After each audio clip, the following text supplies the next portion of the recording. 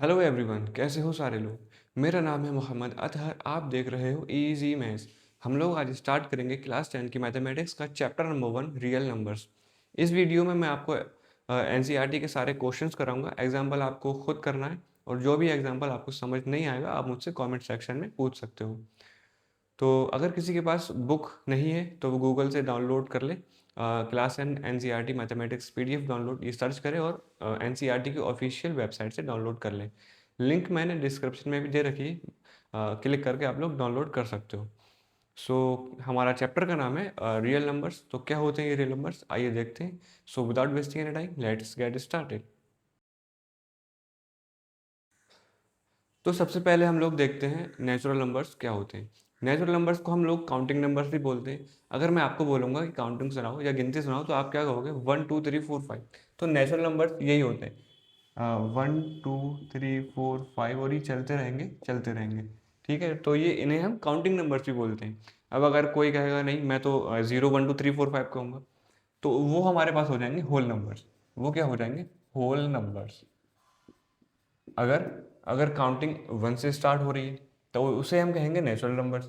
अगर मैं 0 से कर दूँ 0 1 2 3 4 5, तो ये सारे हो गए होल नंबर्स। बस इतना ही डिफरेंस है कि होल नंबर में 0 होता है और नेचुरल नंबर्स में 0 नहीं होता है। ठीक है, इसके बाद हमारे पास आते हैं इवन नंबर। इवन नंबर क्या होते हैं, ये सारे नंबर्स तो आपने क्लास 9 में पढ़े ही होंगे। इवन नंबर्स ऐसे नंबर जो 2 से डिवाइड हो जाए और जो 2 की टेबल में आ जाए। जो 2 से डिवाइड हो जाए या जो 2 की टेबल में आ जाए उन्हें हम इवन नंबर कहेंगे। जैसे 2 4 6 8 10, ये सारे नंबर्स 2 की टेबल में आते हैं और 2 से डिवाइड भी हो जाते हैं, तो इन्हें हम इवन नंबर कहते हैं। इसके बाद हमारे पास आते हैं ऑड नंबर। ऑड नंबर क्या होते हैं, ऑड नंबर ऐसे नंबर जो 2 की टेबल में नहीं आए, जो 2 से डिवाइड नहीं हो, उन्हें हम क्या कहेंगे, ऑड नंबर कह देंगे। जैसे 1 3 5 7 9, ये सारे नंबर ऑड नंबर होते हैं। ये 2 की टेबल में भी नहीं आते हैं, 2 से डिवाइड भी नहीं होते हैं, तो इन्हें हम ऑड नंबर कह देते हैं। इसके बाद हमारे पास आते हैं इंटीजर्स। इंटीजर्स कैसे कहते हैं, इंटीजर्स, देखो इंटीजर्स क्या होंगे, जितने भी मेरे पास नेचुरल नंबर्स हैं वो मैं पहले लिख लेता हूँ। तो 1 2 3 4 5, ये सारे नेचुरल नंबर्स मैंने लिख लिए। अच्छा, एक ज़ीरो भी लगा दो, इधर बीच में एक ज़ीरो लगा दो। और इस साइड में जितने भी मैंने नेचुरल नंबर्स लिखे हैं वो नेगेटिव के लिख देता हूँ मैं। वन माइनस का 1, माइनस का 2, माइनस का 3, और ऐसे ही ये सारे नंबर माइनस के। तो माइनस के नेगेटिव के सारे नेचुरल नंबर्स, ये सारे नंबर कैसे हैं, नेगेटिव के हैं। ये सारे नंबर पॉजिटिव के नेचुरल नंबर्स हैं और मेरे पास एक बीच में ज़ीरो है।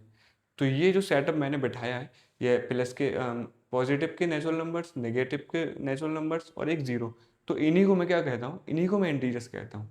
तो यही मेरे पास इंटीजर्स होते हैं। ठीक है, इसके बाद आते हैं मेरे पास प्राइम नंबर।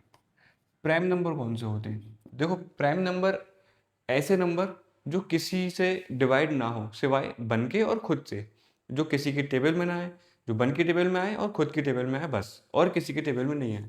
जैसे जैसे 2 3 5 7 11 13, ये सारे नंबर कैसे नंबर हैं, जो सिर्फ 1 से डिवाइड होंगे और खुद से डिवाइड होंगे, और किसी भी नंबर से डिवाइड नहीं होंगे, जो बन की टेबल में आएंगे और खुद की टेबल में आएंगे और किसी की भी टेबल में नहीं आएंगे। तो ऐसे नंबर को मैं क्या कहूँगा, ऐसे नंबर को प्राइम नंबर कहूँगा। ठीक है, इसके बाद मेरे पास आते हैं रेशनल नंबर। रेशनल नंबर कौन से नंबर होते हैं, देखो रेशनल नंबर ऐसे नंबर जिन्हें मैं P/Q की फॉर्म में लिख सकूं। ऐसे नंबर जिन्हें मैं P/Q की फॉर्म में लिख सकूं। अब ये P और Q क्या है, तो P और Q हैं where P and Q are integers. P और Q क्या है, इंटीजर्स हैं। इंटीजर्स में से कोई भी वैल्यू हो सकती है इनकी। इंटीजर्स में से ये नेगेटिव, पॉजिटिव और जीरो, बट लेकिन क्यू वही जीरो नहीं होगा। क्यू की वैल्यू जीरो नहीं होगा, क्यों, क्यू की वैल्यू जीरो क्यों नहीं होगी, क्योंकि क्यू डिनोमिनेटर में, अगर डिनोमिनेटर जीरो हो जाता है, अगर मैं ऊपर कोई भी नंबर ले लूँ और नीचे डिनोमिनेटर में जीरो लिख दूँ, तो उसकी वैल्यू हो जाती है इनफाइनाइट, जो कि इनडेफिनेट फॉर्म है। तो मैं इस क्यू की वैल्यू जीरो नहीं होगी। ठीक है, क्यू की वैल्यू जीरो नहीं होगी, तो क्या होगी, कुछ भी हो सकती है। जीरो के अलावा नेगेटिव में कुछ भी हो सकती है और पॉजिटिव में कुछ भी हो सकती है। देखो इसके एग्जाम्पल 1/2, ये भी एक रेशनल नंबर है। क्योंकि मैं इसको पी अपॉन क्यू की फॉर्म में लिख सकता हूँ। पी की जगह मैंने 1 लिख दिया है और क्यू की जगह 2 लिख दिया है। 2/3, 3/4। अच्छा, टू भी एक रेशनल नंबर है क्योंकि मैं 2/1 कर सकता हूँ। अगर मैं किसी की डिवाइड 1 से करता हूँ तो सेम रहता है, कोई दिक्कत नहीं है। 3/1, ये सारे नंबर कैसे नंबर है? रेशनल नंबर है, जिन्हें मैं P/Q की फॉर्म में लिख सकता हूँ, जहाँ पर Q की वैल्यू 0 नहीं होगी। ठीक है। अच्छा, इसके बाद मेरे पास आते हैं इर्रेशनल नंबर। ठीक है, इर्रेशनल नंबर। इर्रेशनल नंबर कैसे होते हैं? इर्रेशनल नंबर ऐसे होते हैं जो नॉन रिपीटिंग होते हैं। ऐसे नंबर जो नॉन टर्मिनेटिंग और नॉन रिपीटिंग होते हैं। जैसे जैसे अगर मैं कहूँ, इसके एग्जांपल होते हैं, कोई भी परफेक्ट स्क्वायर जो नहीं है, जो ऐसा नंबर जो परफेक्ट स्क्वायर नहीं है, अगर मैं उसका रूट लगा देता हूँ, जैसे √2, √3 और √5, इस टाइप के नंबर जो परफेक्ट स्क्वायर नहीं होते, उन पे अगर रूट लगा दिया जाए तो वो इर्रेशनल बन जाते हैं। अच्छा, कैसे? √2 की वैल्यू अगर मैं लिखूंगा तो कुछ इस टाइप से आएगी, 1.4, 1.4 और चलती जाएगी चलती जाएगी। नॉन टर्मिनेटिंग का मतलब होता है कि कभी खत्म ना होने वाला, कभी रुकने नहीं वाला, जो कभी रुकता नहीं है। जैसे इसकी वैल्यू में 1.4 के बाद चलती जाएगी, कभी भी रुकेगी नहीं। ऐसा नहीं कहीं जाके एंड हो जाए, कहीं जाके खत्म हो जाए। तो ऐसे नंबर जो नॉन टर्मिनेटिंग है और एंड नॉन रिपीटिंग है, जो नॉन रिपीटिंग है, ऐसा नहीं कि 4 4 4 4 आ जाए, ये 5 5 5 आ जाए, 1 1 1 आ जाए, कुछ रिपीट भी नहीं होगा, कभी कुछ आ जाएगी रैंडमली, कभी कोई नंबर आ जाएगा, कभी कोई आ जाएगा, रुकेगा भी नहीं। तो ये नॉन टर्मिनेटिंग है, कभी रुक भी नहीं रहा है। नॉन रिपीटिंग है, रिपीट भी नहीं कर रहा है। तो ऐसे नंबर को हम क्या कहेंगे? ऐसे नंबर को कहेंगे इर्रेशनल नंबर। तो एक वैल्यू होती है पाई। तो ये भी एक इरेशनल नंबर है। अच्छा, तो हमने सारे नंबर पढ़ लिए, हमने ये रेशनल पढ़ लिए, नेचुरल पढ़ लिए, सारे नंबर पढ़ लिए, रेशनल पढ़ लिए, लेकिन जो हमारे चैप्टर का नाम है रियल नंबर्स, वो कौन से नंबर होते हैं? तो वही आ गया, देखो, रियल नंबर। रियल नंबर देखो कौन से होंगे? रियल नंबर जितने भी मेरे पास रेशनल नंबर है, जितने भी मेरे पास रेशनल नंबर है, ये सारे रेशनल नंबर है। और जितने भी मेरे पास इरेशनल नंबर है, इरेशनल, रेशनल प्लस इरेशनल, तो ये सारे नंबर रियल नंबर होते हैं। जितने भी रेशनल नंबर हैं वो भी रियल नंबर है, और जितने इरेशनल नंबर हैं वो भी रियल नंबर है। ठीक है, बस इन्हीं को मैं रियल नंबर कहूँगा। अच्छा, इसकी एक डेफिनेशन और भी है। इसकी एक डेफिनेशन ये है कि एक नंबर लाइन होती है, यहाँ पर 0, 1 2 3, और ये चलते जाएंगे, और इस साइड -1, -2, -3, और इस साइड भी लाइन चलती रहेगी। तो अगर ऐसे रियल नंबर ऐसे नंबर होते हैं जिनको मैं इस नंबर लाइन पर शो कर सकूं, मैं दिखा सकूं कि कहाँ पर है। अगर मैं कहूँगा 1 कहाँ है, तो 1 यहाँ पर है, मैं दिखा दिया मैंने कि हाँ 1 यहाँ पर है। 2 कहाँ है, 2 यहाँ पर है। ऐसे √2 कहाँ है, √2 1.41 वैल्यू होती है ना, तो 1.41 कुछ यहाँ पर होगी, ये मेरी वैल्यू क्या होगी, √2। तो मैं दिखा दिया मैंने कि हाँ √2 यहाँ पर है, 1 यहाँ पर है। तो ये सारे नंबर क्या होंगे, रियल नंबर, जिनको मैं नंबर लाइन पर शो कर सकूं, वो नंबर मेरे पास क्या होंगे, रियल नंबर होंगे। तो इसके बाद हम लोग करेंगे हमारी एक्सरसाइज 1.1। ठीक है, देखते हैं एक्सरसाइज 1.1। तो हमारा पहला क्वेश्चन है, express each number as a product of its prime factor. मुझे हर नंबर को उसके प्राइम फैक्टर के प्रोडक्ट में लिखना है। अब मैं ये कैसे करूँगा, प्राइम फैक्टर्स क्या होते हैं और मैं उसके प्रोडक्ट में कैसे लिखूंगा? देखो, सबसे पहले मुझको प्राइम नंबर पता होना चाहिए। प्राइम फैक्टर्स निकालने के लिए सबसे पहले मुझको प्राइम नंबर्स पता होने चाहिए। प्राइम नंबर्स क्या होंगे, 2, 3, 5, 7, 11, ये सारे मेरे पास प्राइम नंबर हैं। 13, 17, थोड़े और लिख लेता हूँ, चलो, 19, 23, और इस टाइप से ये सारे क्या है, मेरे पास प्राइम नंबर है। तो प्राइम फैक्टर्स निकालने के लिए अगर मुझे 140 के, पहला पार्ट है मेरा 140 का, तो 140 के मुझे प्राइम फैक्टर्स निकालना है। तो मैं 140 मैंने लिख दिया। इसके बाद एक लाइन ऐसे ड्रॉ करनी है। इसके बाद मुझे क्या करना है, सबसे पहले मुझे देखना है 2 से, क्या ये नंबर 2 से डिवाइड होगा। अगर ये नंबर 2 से डिवाइड होगा फिर मैं कर दूंगा, फिर से मैं देखूंगा 2 से डिवाइड अगर हो जाता है तो मैं कर दूंगा। फिर अगर मान लो नहीं हो रहा है तो मैं फिर 3 से देखूंगा, फिर 5 से, और ऐसे ही मैं देखते रहूंगा, करता रहूंगा, डिवाइड इसको करता रहूंगा जब तक लास्ट में 1 नहीं आ जाता है। कैसे करते हैं, देखो, सबसे पहले मैं 2 से देखूंगा, तो 2 से डिवाइड होगा या नहीं, लास्ट में 0 है, 2 से डिवाइड हो जाएगा।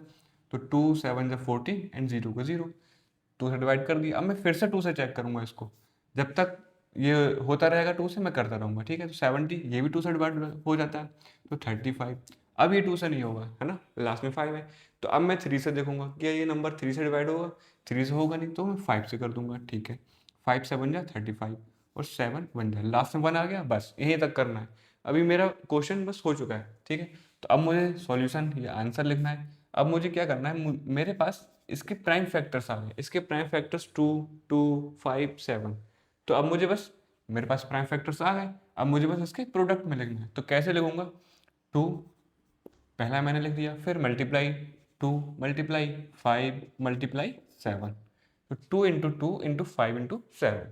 अच्छा, यहाँ पर 2 इंटू 2 आ रहा है, तो मैं इसको 2 स्क्वायर लिख दूंगा, 2 का स्क्वायर इंटू 5 इंटू 7। तो मैं 140 को मैंने क्या लिख दिया, इसके प्राइम फैक्टर्स के प्रोडक्ट में मैंने लिख दिया। बस मेरा पहला पार्ट कंप्लीट हो गया। सेकंड पार्ट है 156। 156 इसको मैं कैसे लिखूंगा? सेम टू सेम, जैसे मैंने ये किया ऐसे ही सिंपल मैं इसको ऐसे कर लूँगा। क्या करूँगा मैं? 156 मैंने ऐसे लिखा। अब मुझे सबसे पहले 2 से चेक करना है, सबसे पहला प्राइम नंबर 2 है मेरा, सबसे पहले 2 से चेक करना है, फिर 3 से 5 से ऐसे करते रहना है और इसको डिवाइड करते रहना है जब तक लास्ट में 1 नहीं आ जाता है। तो 156 को मैं क्या करूँगा, सबसे पहले 2 से डिवाइड करूँगा, लास्ट में 6 आ रहा है, 2 से डिवाइड हो जाएगा। क्या करूँगा मैं? 2 7 जा 14, 2 8 जा 16। बस फिर से मैं 2 से कर दूंगा, 2 3 जा 6, 2 9 जा 18। अब ये 2 से नहीं होगा, अब ये 3 से हो जाएगा। तो 3 1 जा 3, 3 3 जा 9 एंड 13 एक प्राइम नंबर है, तो वो किसी से डिवाइड नहीं होगा, तो वो 13 से ही होगा। अब मेरे पास इसके 156 के प्राइम फैक्टर्स आ गए। अब मुझे क्या करना है, बस उसके प्रोडक्ट में लिख देना है। तो मैं यहाँ पर लिखूंगा सॉल्यूशन या आंसर, और 156 is equal to 2 multiply 2, 2 multiply 2 multiply 3 multiply 13। अब यहाँ पर भी 2 इंटू 2 आ रहा है, तो मैं यहाँ पर 2 का स्क्वायर इंटू 3 इंटू 13। बस इतना सिंपल है, बिल्कुल ईजी है, बस डिवाइड करना है, डिवाइड करना है, फिर फैक्टर्स आ जाएंगे उसके और मल्टीप्लाई में लिख देना है बस। थर्ड पार्ट है मेरा